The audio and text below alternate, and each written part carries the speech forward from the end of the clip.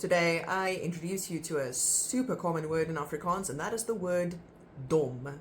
Dom means not smart, just plain stupid, or dumb in the sense of not very smart. Jou dom hou, to act stupid or to pretend like you don't know. You just don't know what's going on and you just don't know.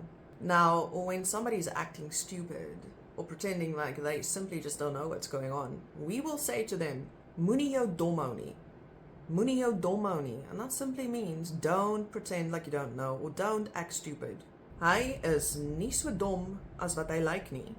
And that means he is not as stupid as he looks. Dom astrant. Dom astrant, a word that means impudent or insolent. Domkop. Domkop.